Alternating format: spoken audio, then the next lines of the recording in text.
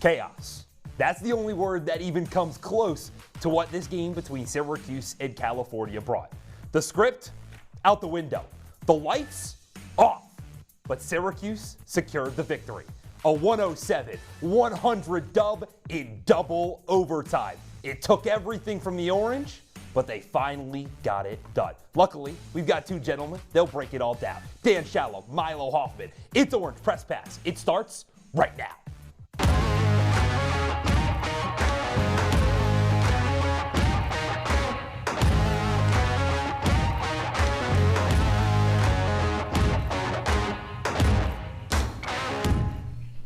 We're still trying to screw our heads on straight after a double overtime game between Syracuse and Cal. Dan Shalam, Milo Hoffman, Nathaniel Cunningham here on Orange Press Pass. Guys, I don't think I've kind of secured myself in my seat since that one went down. Dan, what are your first thoughts after this much-needed win for the Orange? I mean, my first thought here has to be the fact that, there was no power, but that was no problem for Syracuse because they had so many players getting it done, and the resiliency was the key in this game. You go to double overtime. You blow 2 leads. J.J. Starling has a chance to win it in regulation, turns the ball over by traveling, and then you let up that shot at the last second in the first overtime. You survive that, and then Nate Kings and Starling, 27 and 21 respectively, they carry you to the win. Syracuse brought its own power to the night. They didn't need the dome electricity. Yeah, one of the most entertaining games I think I've really ever watched, and SU finally got the save. Pitchers and catchers reported today for MLB, and Syracuse got the save. It's been something they've struggled to do all season long. I mean, Boston College, Virginia Tech, Miami. You can go on and on with the list of games that SU blew a lead in the second half. Finally, it took 50 minutes, but the Cuse pulled it out against Cal in a huge win. It was a huge win, but like you mentioned, Milo, it took an extra 10 minutes of double overtime to get it done. So how did it all go down? Well, let's take a look inside the JMA Wireless Dome as Syracuse hosted Cal for the first time ever. The fans, though, didn't really care that it was a historic day, probably because this guy, John Wildhack, the athletic director, announced earlier today that he would be leaving Syracuse in July, and with the state of the program, he wasn't too happy because they're letting up triples like that. It was way too easy for Cal early, but this is a Syracuse squad that's known for lobbing it up, and William Kyle had a couple of big dunks down low. But on the other side, they couldn't grab the rebound. And oh, you remember that guy? Number 22? Yeah, that's Chris Bell. This time in a Golden Bears uniform. He had a pretty good day out there with 4 triples from downtown. Nate Kings, though, sneakily might be the best player on the team. Goes in and makes it close again. First time Syracuse has gone into the locker room tied at 35 apiece. Down at the other side, though, Syracuse's defense, historically good, opens up a lob for Sadiq White. My goodness. But then, like you mentioned, the lights, they decided to disappear. They went out in the dome. It caused a little bit of a break. But when you came back, Nate King said, no power, no lights. I don't need to see the rim. I can still have these fancy finishes. It puts it right up, and Syracuse was going back and forth. Let's skip pretty much the whole second half as Nate George hits probably the biggest shot of his life to put Syracuse up late. But then Day Ames down at the other side ties this basketball game again, and now he's got a chance for the win. 3 seconds, shimmy shake. J.J. Starling with some good defense. Well, we're going to overtime. 78-78 at the end of regulation. Remember J.J. Starling with that good defense down at the other side, doing what he does best, bully ball in the paint, puts up an easy lay. Syracuse had an advantage at that point, but Day Ames trying to do something, misses it. Milos Illich, though, on the offensive rebound right before overtime expired. Why just one when you could have 2? A double overtime period. Syracuse goes up, and then Nate Kings. It feels like every time he needs to hit a big shot, he does. And Donnie Freeman in the fast break just puts it home. Syracuse gets a 107-100 victory, and they snap that losing streak of 6 losses in their last 7 games. Dan, the definition of must-win might have been this one. Certainly. It was must-win for Cal, though. That was the thing. If they were trying to win this game to stay on the bubble, this would have been a quad-1 victory for them. But the resiliency of the Syracuse team, we really haven't seen it all season. but when they were backs up, pressed against the wall, they came through in this game. Yeah, William Kyle with his first double-double since Mercyhurst almost 2 months ago. He came to play Cal, one of the bottom 3 teams in the ACC in rebounding, and William Kyle took big advantage of that. But Day-Day Ames on the Golden Bears side, oh my goodness, he is nasty when it comes to getting to the cup. Yeah, Day-Day Ames did a really good job at getting to the cup, but another guy that's done a really good job kind of controlling this chaos is a reporter, Max Gifford, who's live in the Dome right now. Max, first, you look really good. That bow tie looks phenomenal. But what didn't look good were the lights inside the Dome. During those blackouts, can you kind of describe to me what was going on and what was the fan reaction? It's a great question, Nathaniel, because I was asking myself what's going on. There was 1 to 2 times where the power did go out. There was one early in the first half, and I was kind of like, okay, what's going on? And then the second time, that's when everything really shut down. That's when all the scoreboards, all the lights went out, and the fans had no idea what to do because they couldn't see the score. I could see some of them trying to finagle their heads around to try to look at my computer to try to see the score at times, but they were having the same questions the whole game. What is the score? Is Syracuse winning or is Cal winning? And what's crazy is that we just heard from Adrian Autry and Mark Madsen, the head coach from Cal, and both of them talked about how they'd never been in a situation where a referee came up to them and said, hey, you might have to send your guys to the locker room. It might be a little bit because we need to get everything sorted out. And instead they said, no, we want to keep our guys on the floor. We don't want to disrupt the rhythm of the game. We want to finish this out. And even if they needed just a manual scoreboard to get to the finish, it certainly seemed like it worked for Syracuse, not disrupting the Orange's rhythm down the stretch. But I mean, I don't know how many times you can say I've ever seen a stadium need auxiliary power to keep this game going. Max, great to see you, partner. You speak of those fans that were looking at your computer to see the score. How many of those fans were actually there in the Dome, and what was that atmosphere like? Because it looked pretty sparse to start out.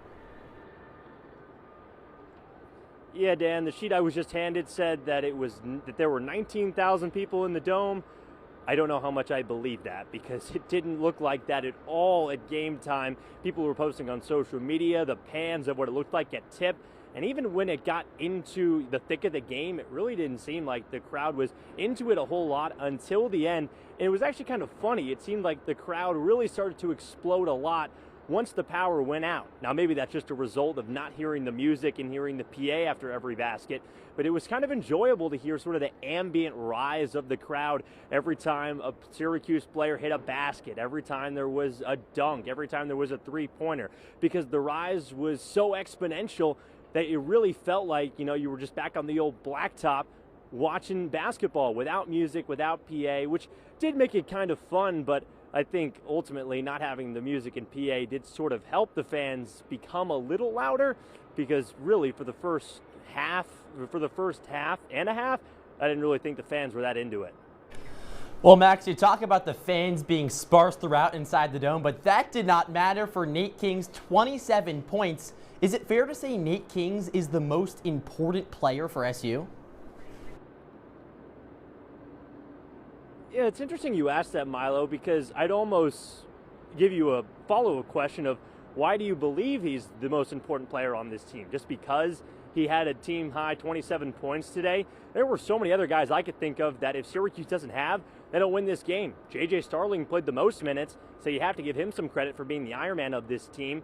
William Kyle had that double-double. You talked about it yourself for the first time since that Mercyhurst game. Adrian Autry said it after the game. William Kyle was a man amongst boys in this contest against Cal. And I really think if Syracuse doesn't have William Kyle getting some of those important offensive rebounds down the stretch, chances are Cal gets right back into this game and potentially puts this game away. And then the guy that I think of the most in those 10 minutes of overtime was Donnie Freeman. I know he really struggled in those first two halves, but he really flipped a switch in overtime, no pun intended, because the power literally flipped a switch and went off. But Donnie Freeman was probably Syracuse's best player in the overtime period. So while I think Nate Kings is maybe a little bit of an overtime merchant, because now he has 25-plus points in the Boston College game and the Cal game now, I don't necessarily think I'd go as far to say he's the most important player on their team, but he certainly did make some big threes today when Syracuse needed it most. Max and Milo going at it. I need him back here in our CitrusTV studios. We can keep this one going. Max, thank you so much. Maybe you come back from the mile-and-a-half trip over here and we keep it going. Either way, we've got some more to break down. The good, the bad, and how Syracuse got it done in double overtime. Orange Press Pass rolls on.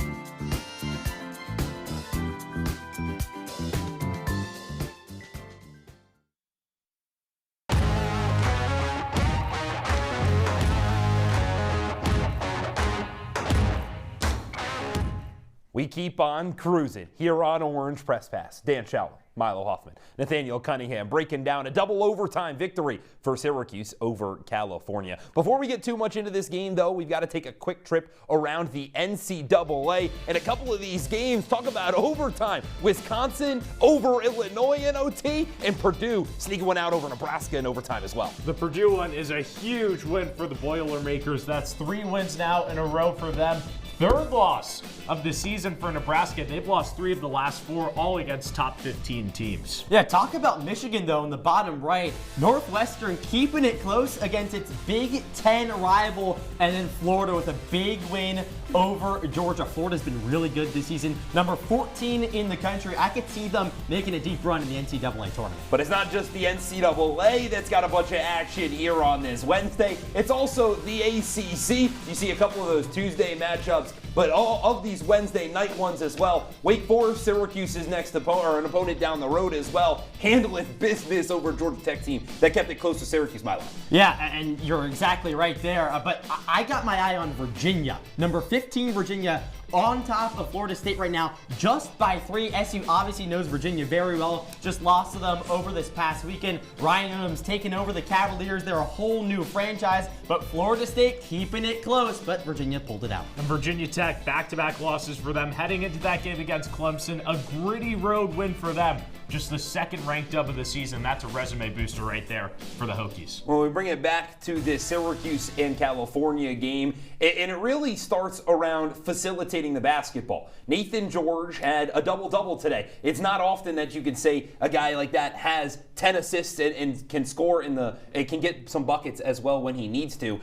Especially over this losing streak, though. Syracuse, of their 6 of the last 8 losses, Nate George has had under 5 assists. The 2 wins, he's had double-digit assists. Dan, it's really important that Nate George is the facilitator. Well, you mentioned that it's rare that he has a double-double. It's the first time this season that he has a double-double, and it comes in a big way here for Syracuse going against this California team. And for me in this game, it just felt like the offense was moving so fluidly with Nate George at the helm. You saw guys like Nate Kings getting open and hitting those threes that you wouldn't normally see. But at the same time, if Nate George didn't have anyone open, he just slashed to the hoop and finished. I mean, this is why you brought a guy like him in to do things like that. It hasn't been there this season. But Nate George at his best is what we saw tonight. Yeah, he has the ability to score. I mean, we saw it at Georgia Tech last season. He's shown spurts of it this season with the Orange, but today he really showed what he can do. This team is different when Nate George performs 5-2 with over 5 assists for the point guard. And this is what you expect out of a point general like Nate George. Led the ACC in assists last season with Georgia Tech, and this season maybe it's been a bit of a struggle, but when he's going, the Orange are going. Well, you need the floor general to continue to pass the ball. What you don't need the floor general to do is keep chucking up these threes. Syracuse has really struggled at shooting the 3 ball, not just in today's game, but all season. In the first half, they went 3 for 16 from beyond the arc. and on the game, they shot just 24%. Milo, this triple, is there a solution that you have? Listen, I honestly think that the looks today for Syracuse were not that bad. At some point when you're talking about the threes, you gotta make them. Basketball is a make-it sport. If you're making your shots, you're gonna do well. If you're not, you're not. And Syracuse was getting the open looks, but the team just could not hit the open threes. 6 of 25, 24%. Are you kidding me? So I think the ball movement was better. We were talking about Nate George. He was finding the open guys. I mean, these are shots that are contested, but Tyler Betsy can make that shot, but they just were not falling today. Certainly weren't, and this is becoming a worrying trend here for Syracuse over the last 3 games. 24% from beyond the arc tonight. You go against Virginia last game, 27%, and then 33 against UNC. So it's progressively getting worse over these last 3 games, and that's just not going to be something that Syracuse can do here. If you're going to shoot the 3 at that high of a volume, you have to hit some.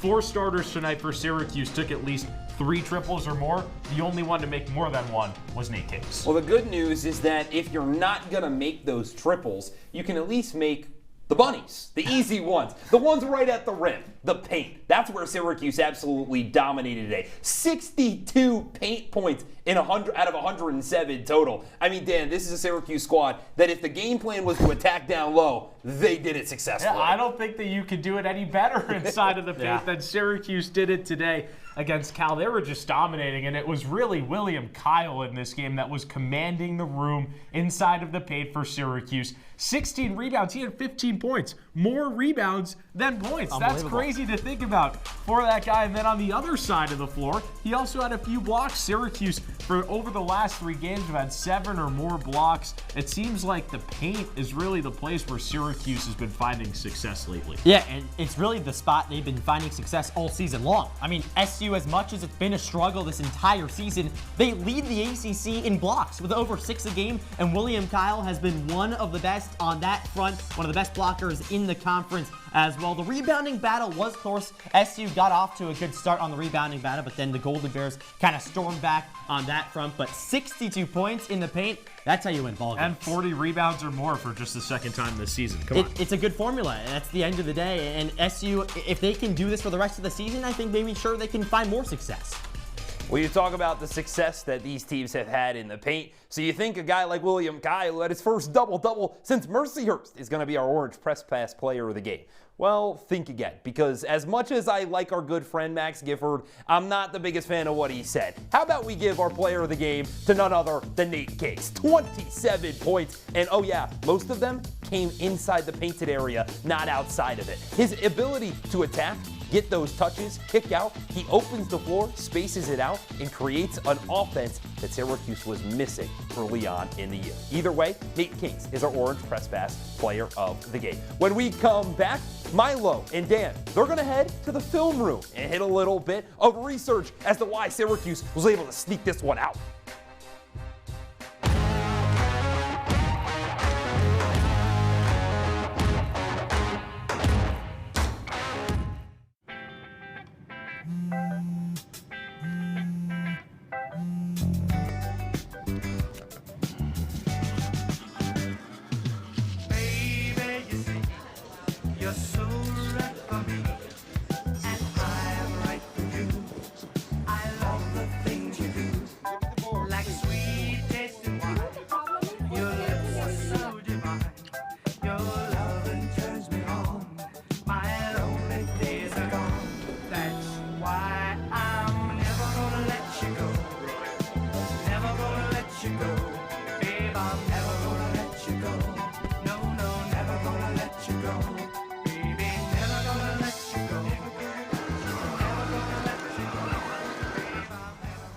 Here you go.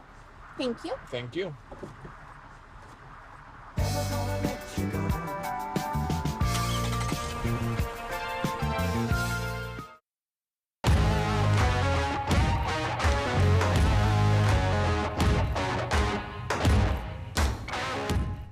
Welcome back into Orange Press Pass. I'm Nathaniel Cunningham. I'm all alone, though, here at the desk. Well, that's because our good friends Dan Shalam, Milo Hoffman, they decided to go over to the wall because they wanted to enter the film room.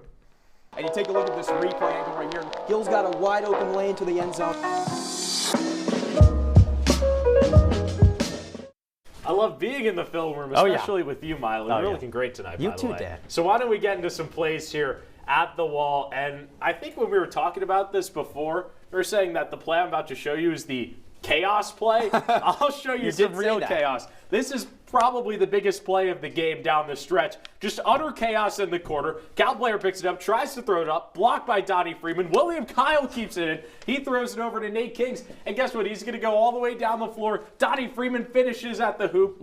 And, I mean, that play had everything you could want. A blocked shot. William Kyle keeping the ball, and he actually went down on that play, too. He went down with an injury. Actually came back into the game after. And then Donnie Freeman at the rim. What more could you want out of a play? Gave Syracuse a 7-point lead. Yeah, and Dan, you need those types of plays to win. You talked about it. That play almost sealed the deal. But another thing I was impressed with from this game was Donnie Freeman's visibility. I mean, sometimes he gets shamed for maybe keeping his head down inside the paint. Here he got double teamed on the left wing. Ball quickly wrapped around to Nate Kings for the 3, and let's run it again. The thing I was really impressed with, Donnie Freeman double teamed. He recognizes that right away and finds J.J. Starling to Nate Kings. He had himself a day. 27 points for Nate Kings. Max Gifford maybe doesn't think he's the most important player on the team, but I sure do. All right, that's the film room with Dan and I, but we've got the moment of the game with Nate. Milo, you're talking a lot about what you like out of Donnie Freeman there, and I can't lie.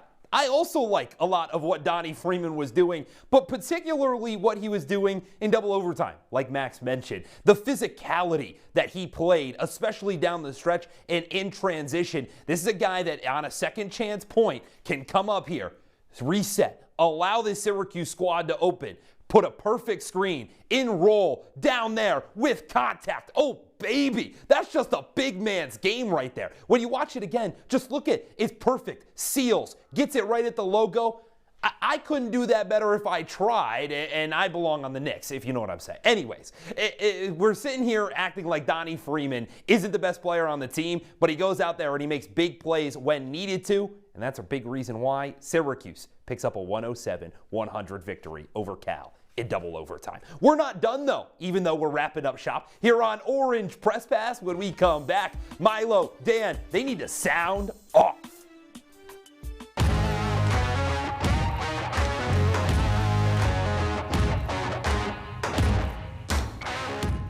Well, Thomas, you've got pre-diabetes. But with more exercise and a change in diet, it can be reversed. I've tried exercising. It just makes me hungry for bacon. I love bacon, too. And who really likes to exercise? Not me. Me neither. Nobody. So we're good? What? Oh, you still have pre-diabetes. Big time.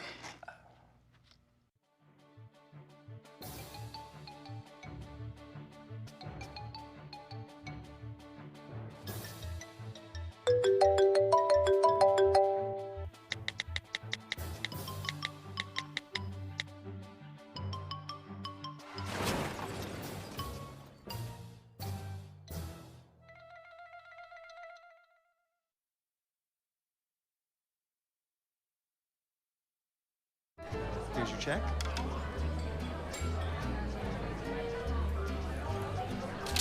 Oh, you got it. You know, since I got rid of my car, I really enjoy walking. Okay. God, no. Getting pulled over for buzz driving could cost you around $10,000 in fines, legal fees, and increased insurance rates. Oh, you're home early. You live with your mom? That'll set your game back a few years. Buzzed, busted, and broke. Because buzz driving is drunk driving.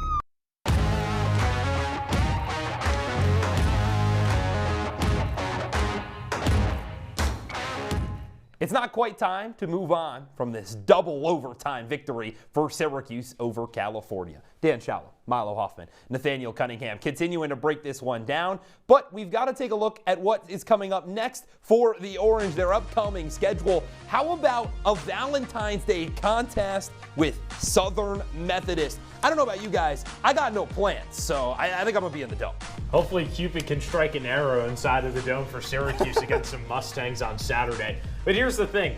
Syracuse really just needs to win these next 3 games, as ridiculous as that sounds. And I'm laughing as I say because it's such an uphill climb here for the Orange. You got SMU, and then you at Duke and Cameron Indoor, number 4 team in the country, and then you come home to play North Carolina. I don't think it could get much harder than that, Milo. If SU wanted any part of the state of North Carolina, then they are getting it to finish the season. Duke, UNC, Wake Forest, 2 trips to the Tar Heel State. But yeah, like you said, Dan, it's going to be really tough. I'm just looking to see if they can keep the lights on in the Dome on Saturday. And let's not forget, as we look towards those North Carolina matchups against number 4 Duke, Malik Brown is another matchup there. You talk about former Syracuse players. And then also, number 11 North Carolina. I know that the box score says otherwise, but that was a 30-point game down in Tar Heel Nation. Yeah, and something that full screen also won't tell you as well, Nate, is that Syracuse also still has to play Louisville, which is another top 25 team to end the season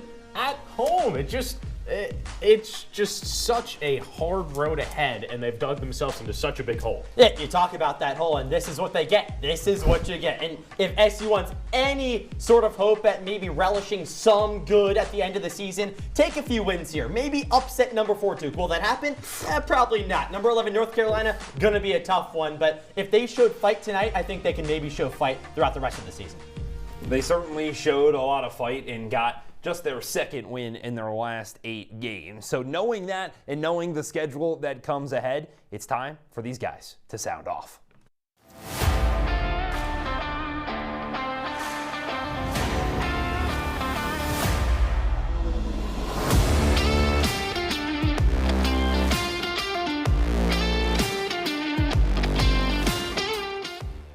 My sound off has to be what we were just talking about. We were talking about resiliency and how that has to be the thing that has to win you games here down the stretch. You saw the schedule ahead.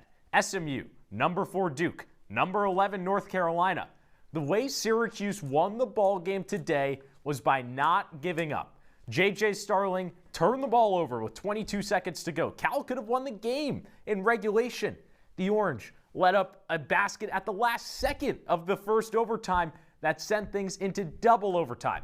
But even in that double overtime, Syracuse still kept going. No power in the Dome, didn't matter. Everything was stacked against Syracuse tonight. Cal was looking for a quad 1 victory on the road, something that could bolster their resume, push them into the NCAA tournament. But what did Syracuse do? They channeled that energy. The stars in Donnie Freeman and J.J. Starling showed up when they needed to, and this team finally had a backbone for the first time this season, pushed back against Cal, and went on to win this game. If Syracuse wants any chance here in the hole that they've dug themselves, and it's a deep one, they need to channel that same energy here down the stretch. You need to win at least 3 of the last 5 here on the schedule, and the only way you do that is by playing the way you did in overtime here tonight. Dan, I like that you mentioned backbone. That's something that SU really hasn't had throughout this season. That's a big reason why the season has been a big struggle for SU. That's been well noted. The fan base has voiced their frustrations. But for tonight, I ask that everyone live in the moment. This is one of the most entertaining games I've ever watched. Tied at the half, the lights go off, big shots, 1 overtime, 2 overtimes. It had everything. But if you didn't sit back or stand up and scream at your TV while this was happening and enjoy what you were watching, then I don't know what to tell you. I mean, this was pure entertainment, and SU came out on top. Enjoy it. If you didn't like this game, then I think that you just don't like college basketball.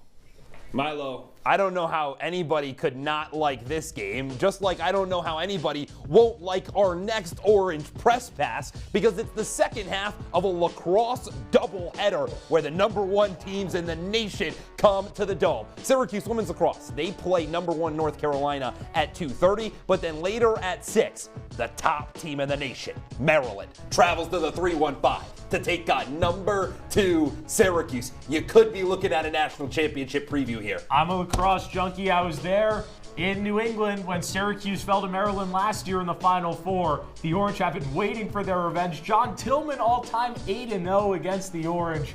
It has to end at some point. And man, would it be a huge victory for Syracuse if they could knock off Maryland. But this is a Terps team that's going to wear you down. They play some tough defense, and they give you absolutely nothing on the offensive end. I mean, Dan, you talk about playing tough defense. The Terps pretty much do everything well. I will be in the Dome for this one, and I absolutely cannot wait. If SU can take it, this is going to be a season-defining win. Nate, you know a phrase they say too? If you give John Tillman a week to prepare, he'll beat anybody. That's happened the last 8 times that these It has teams happened have played. it has happened the last 8 times, but this is a senior squad in Syracuse that does not want to leave Central New York without bringing a national championship back to the 315. Either way, that's enough lacrosse. Back to basketball, at least for the next 10 seconds. We're wrapping up shop here on Orange Press Pass. From Milo Hoffman, Dan Shalam, Nathaniel Cunningham, our entire production crew putting on a double overtime game here in our CitrusTV studios. Syracuse,